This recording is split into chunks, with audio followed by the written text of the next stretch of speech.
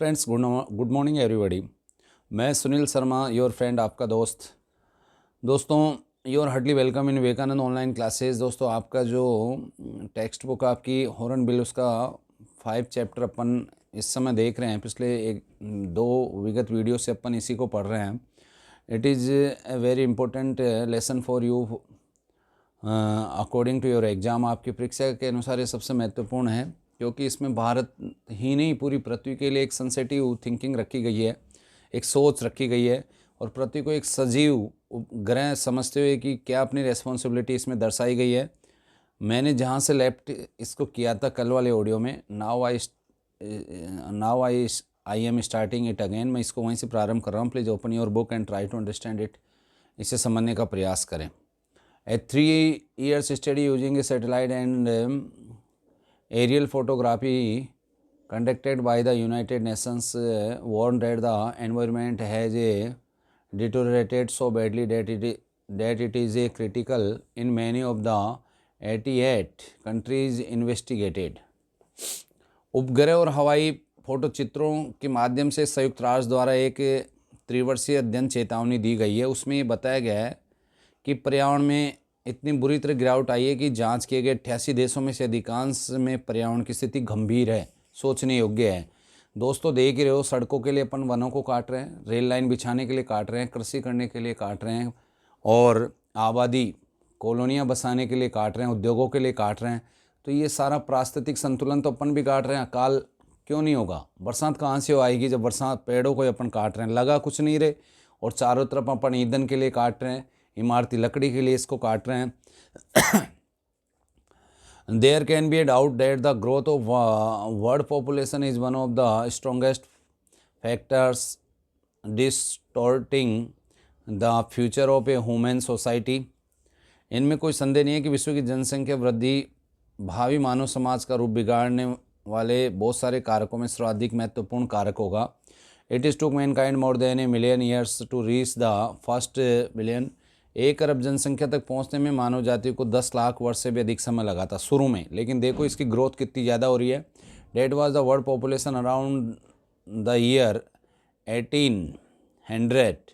Bye the year 19 a second billion was added at the 20th century has added another 3.7 billion.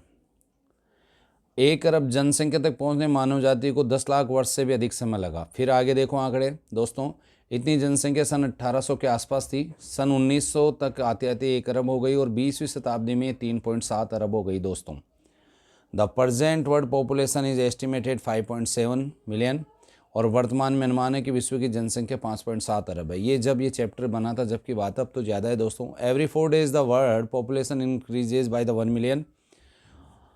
हर 4 दिन में पूरे विश्व की जनसंख्या 10 लाख बढ़ जाती है। दोस्तों, इतनी तेज़ी से अपनी जनसंख्या वृद्धि दर है, तो फिर सोचो कि स्पेस भी कम होगा और पर्यावरण संतुलन भी गड़बड़ाएगा, क्योंकि मनुष्य ज़्यादा होगा, प्रदूषण भी होगा, पेड़ भी कटेंगे, सब कुछ उल्टा ही उल्टा होगा, विनाश से विनाश होगा। Fertility falls as a incomes rise and education spreads and the health improves the development in the best contemplative, but the development itself may not be possible in the present increase in the numbers of continuous। इसमें बताया जा रहा है, जब आमदनी बढ़ती है तो शिक्षा का भी प्रसार होता है, स्वास्थ्य भी सुधरता है, क्योंकि पैसे वाले लोग जनसंख्या भी कम बढ़ाते हैं और पोषित भी अच्छे से करते हैं, बच्चों को पढ़ाते भी, और जन्म दर भी घट जाती है। तो विकास का सबसे बड़ा प्रजनन निरोधक है, किंतु स्वयं विकास भी शायद संभव न हो यदि संख्या में होने वाली वृद्धि इसी तरह जारी रहती है। तो जनसंख्या विस्फोट को रोकना जरूरी है विकास के लिए।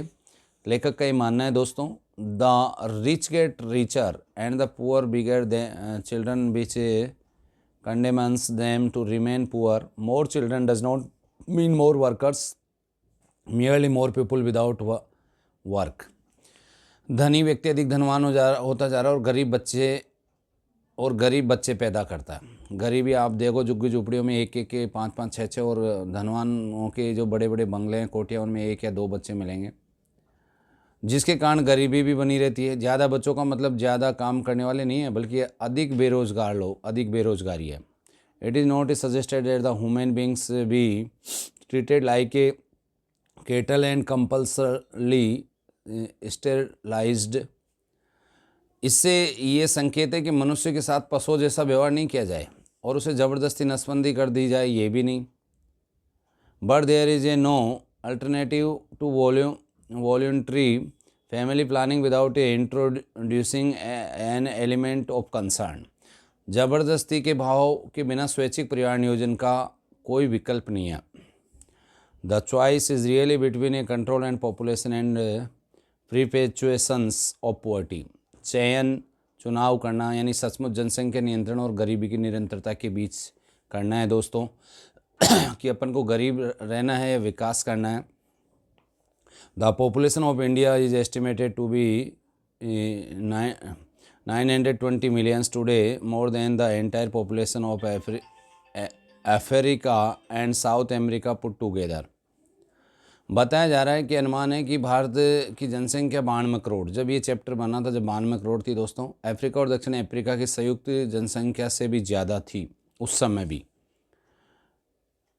No one familiar with the condition in India would be doubt that the hope of the people would die in the hungry hutments unless population control is given a topmost priority।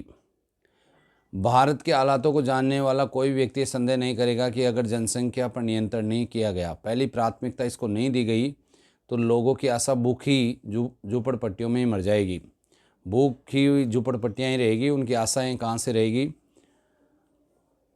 For the first time in human history, we see a transcending concern the survival not just of the people but the planet।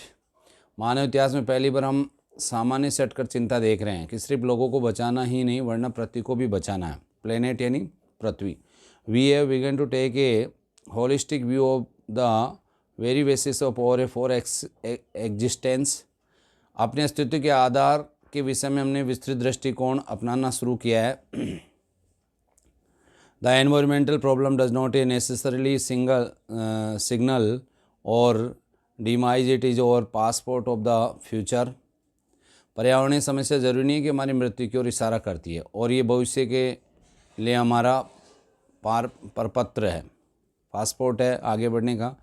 The emerging new words vision has a shared in the era of a responsibility। it is the holistic view and a ecological view, seeing the world as an integrated whole rather than a dissociated collection of parts। उभरता हुआ नया विश्व दृष्टिकोण जिम्मेदारी की युग की शुरुआत करता है दोस्तों। ये विस्तृत दृष्टिकोण देखने में बड़ा व्रत है। एक प्रास्ताविक दृष्टिकोण विश्व को असंबद्ध हिस्सों के एकत्रीकरण के बजाय संपूर्णता के साथ देखना है। होल इंटीग्रेटेड यानी एकीकृत। Industry has a most crucial role play in this new era of responsibility.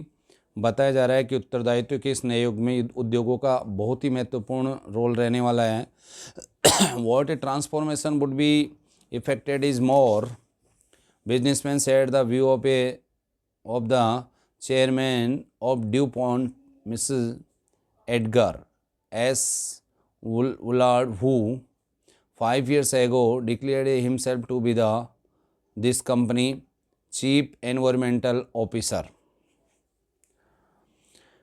कितना बदलाव आ जाए अगर अधिक संख्या में व्यवसायी डूपॉन्ट के chairman miss Edgar S Woolard के विचारों से सहमत हो जाए, जिन्होंने 5 वर्ष पूर्व स्वयं को कंपनी का मुख्य पर्यावरण अधिकारी घोषित कर दिया था, अपनी पोस्ट बना ली थी ये कह के। He said our continued existence as a living manufacturer requires that we excel in environmental performance.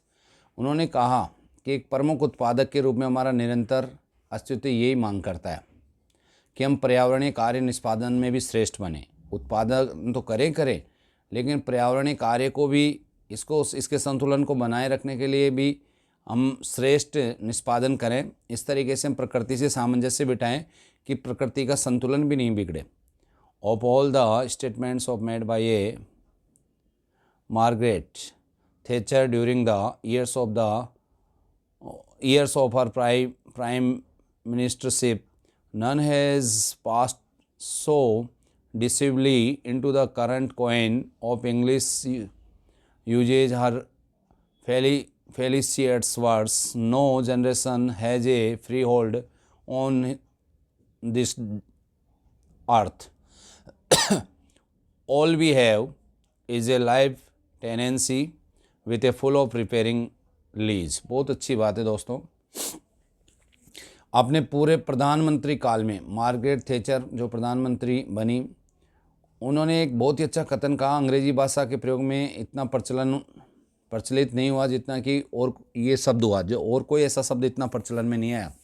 उन्होंने देखो पृथ्वी के लिए अपनी जिम्मेदारी समझते हुए कितनी अच्छी बात कही कि किसी भी पीढ़ी का इस धरती पर असीमित स्वामित्व नहीं है। आप कम समय के लिए यहाँ एक किराएदार के रूप में आए हो, तो ऐसे में स्वामित्व नहीं है आपका।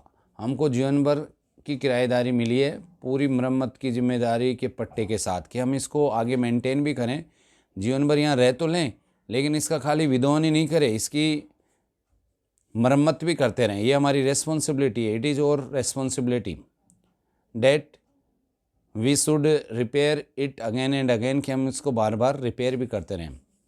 In this word, Mr. Lister Brown, we have not inherited the earth from our forefathers, we have borrowed it from our children. ऐसा ये कथन आगे चल के श्री लिस्टर ब्राउन ने भी कहा कि हमने ये धरती अपने पूर्वजों से उत्तराधिकार में प्राप्त की है, अब हमने इसे अपने बच्चों से उधार लिया है। तो इसलिए अपनी रेस्पॉन्सिबिलिटी भी है कि विकास तो करें, लेकिन विकास के साथ विनाश नहीं करें। अपन इस तरीके से विकास के लिए सामंजस्य बनाएं कि प्रकृति उस में विनाश नहीं हो। तो सामंजस्य श्रेष्ठ रहेगा तो आने वाली पीढ़ी को अपन एक बीमार पृथ्वी नहीं दे के जाएंगे, एक ऐसी पृथ्वी दे के जाएंगे जिसके रिसोर्स उसके लिए भी पर्याप्त रहें, संसाधन उसके लिए भी पर्याप्त रहें।